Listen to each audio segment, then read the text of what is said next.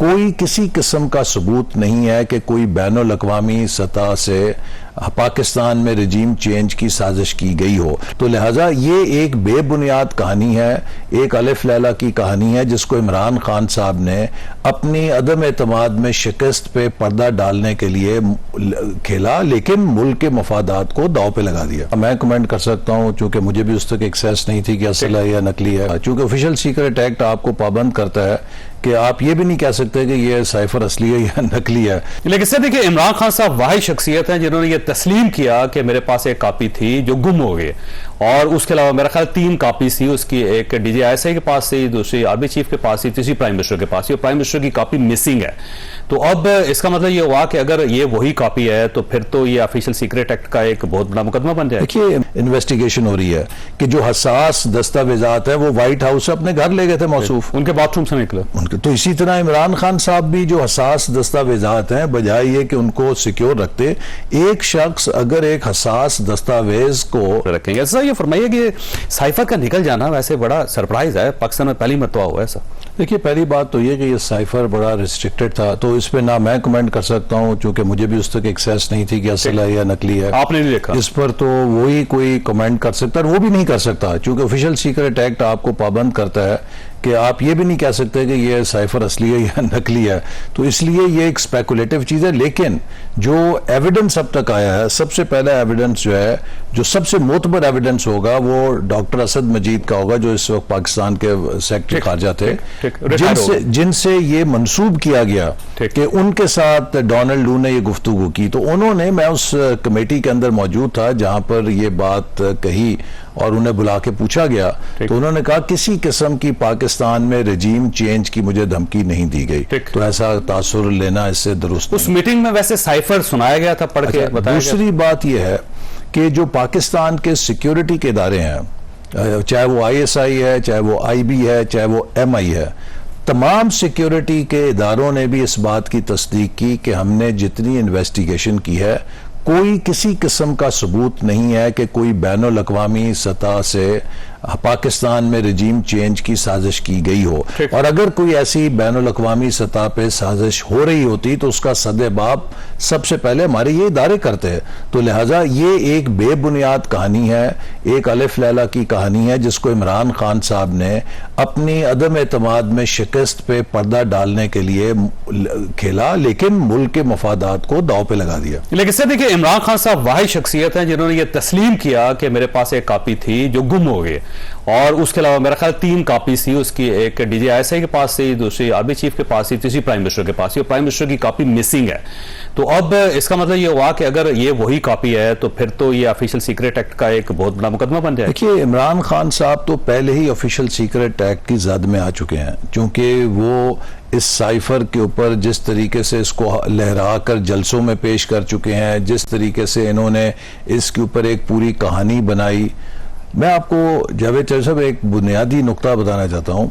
Cipher जो है ये डिप्लोमेसी की बुनियाद होता है, ठीक, क्योंकि इसके जरिए हमारे बैरून मुल्क जो सफारतकार हैं वो अपने तज्जिए, अपनी राय बेलाग तरीके से मुल्क में भेजते हैं।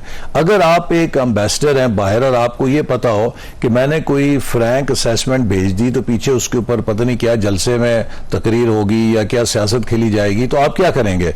आप जो एक सरकारी APP की प्रेस रिलीज होती है उस तरह का साइफर भेजेंगे। नुकसान किसका होगा कि आपका वजारत खारजा बाखबर नहीं होगी।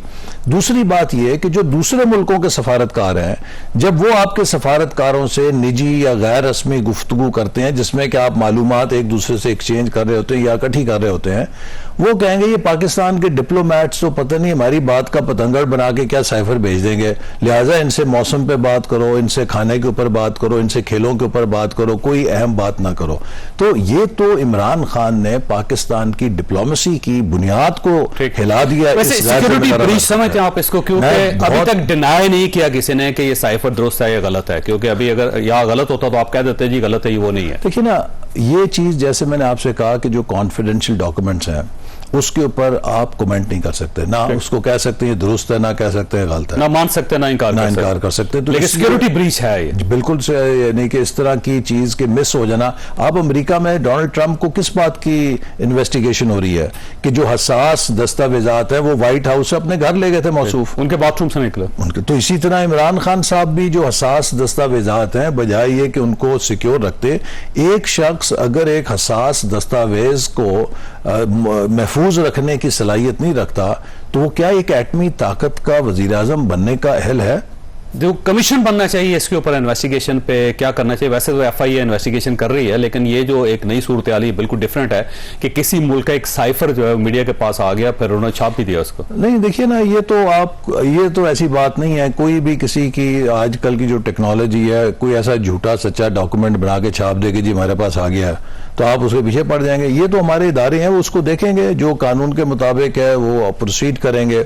लेकिन अगर कोई वो ऐसा डॉक्यूमेंट है कि जो किसी ने लीक किया है, उसका भी वो नोटिस ले लेंगे। अगर कोई ऐसा डॉक्यूमेंट है जिसे फोर्ज करके दिया गया है तो उसको भी वो नोटिस ले लेंगे। लेकिन जो इंपॉर्टेंट चीज है कि इस साइफर के ऊपर के जिसमें डॉक्टर असद मजीद ने भी कहा, सिक्योरिटी के इदारों ने कहा, नेशनल सिक्योरिटी काउंसिल ने कहा कि किसी किस्म की कोई साजिश नहीं थी। खान साहब ने इस पर सियासत करके, जिस पे उनकी ऑडियो लीक हुई, वो कह रहे हैं अपने साथियों आप इस पर सियासत करेंगे, तो एक ड्रामा रचाया और मुल्क के आजम खान का बयान भी आ गया ना सर। अच्छा सर, ये फरमाइएगा, ये निगरान प्राइम मिनिस्टर का फैसला क्यों नहीं हो रहा? क्योंकि सब लोगों का कहना है कि कैबिनेट फारग होगी, घर चलेगी, जो असेंबली है वो खत्म हो गई, प्राइम मिनिस्टर साहब अभी मौजूद हैं और जब तक 14 अगस्त नहीं हो जाता वो झंडा नहीं लहरा लेते, उससे पहले निगरान प्राइम मिनिस्टर का फैसला नहीं नहीं देखिए ना, ये तो इसमें आप देखें कि तकरीबन आइन का जो तरीक़ेकार है वो ये कहता है कि 3 दिन में लीडर ऑफ ऑपोजिशन ने और वजीर आजम ने मिलकर इत्तफाक राय करना है। अगर ये इत्तफाक राय नहीं कर सकते तो फिर जो पार्लिमानी कमेटी है उसके पास नाम जाएंगे, उसके पास फिर 3 दिन है।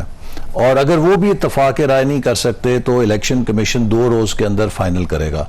तो एक आईनी तौर पे 8 दिन का प्रोसेस दिया गया है। तो 8 दिन मियां शबाशी साहब प्राइम मिनिस्टर रहना चाहते हैं। ये एक मैक्सिमम लिमिट है कि जो परमिसिबल लिमिट है। हम कोशिश तो कर रहे हैं कि जल्द से जल्द इस पर इत्तफाक राय हो जाए। तो आपका ख्याल है इत्तफाक राय मियां शबाशी और राजा रियाज साहब ने करना है, इसके अलावा? जी, अब तो जो आईनी और कानूनी तरीका है उसमें प्राइम मिनिस्टर ने अपने साथियों से मुशावरत करनी है। और जो आज मैं मीडिया पे मैंने देखा, मेरी उनसे मुलाकात नहीं हुई, लेकिन ये उसमें कहा गया कि प्राइम मिनिस्टर ने 3 नाम लीडर ऑफ ऑपोजिशन को दिए हैं, उन्होंने और 3 नाम उन्होंने प्राइम मिनिस्टर को दिए हैं। तो अब यकीनन प्राइम मिनिस्टर उन नामों पर अपने साथियों से मशवरा करेंगे और इसके बाद कोशिश करेंगे कि लीडर ऑफ ऑपोजिशन के साथ कंसेंसस हो जाए। और मैं काफी पुरुमीद हूं कि इंशाल्लाह ऐसे कॉमन नेम नहीं है, क्योंकि 3 इस साइड से हैं, 3 उस साइड से, कॉमन कोई भी नहीं है, तो इसका मतलब कॉन्फ्लिक्ट है। फिर नहीं तो वो आपस में बातचीत करेंगे, या हो सकता है कि हम किसी एक ऐसे नाम पे इत्तफाक कर लें जो लीडर ऑफ ऑपोजिशन ने दिया है, या लीडर ऑफ ऑपोजिशन किसी ऐसे नाम पे इत्तफाक कर लें जो हमारे पैनल के अंदर है। तो ये मामला इंशाल्लाह मुझे उम्मीद है कि 3 दिनों में खुश उसलूबी से हल हो जाए। फाइनेंस का बंदा होना चाहिए या कोई पॉलिटिशियन होना चाहिए या ब्यूरोक्रेट होना चाहिए या जज होना चाहिए? देखिए, जो भी शख्स हो उसमें कम से कम 2 सलाहियतें होनी चाहिए। एक कि वो पाकिस्तान की जो इक्तसादी बहाली का अमल है, हम एक बड़े जिसे कह लीजिए कि अहम दौर से गुजरे हैं। ये 9 महीने का ब्रीदर है हमारा IMF के पास, और इसके अंदर हमने उस प्रोग्राम को भी प्रोटेक्ट करना है और जो नई हुकूमत है उसको एक मईशत भी हैंड ओवर करनी है कि उसी ट्रैक के ऊपर हो।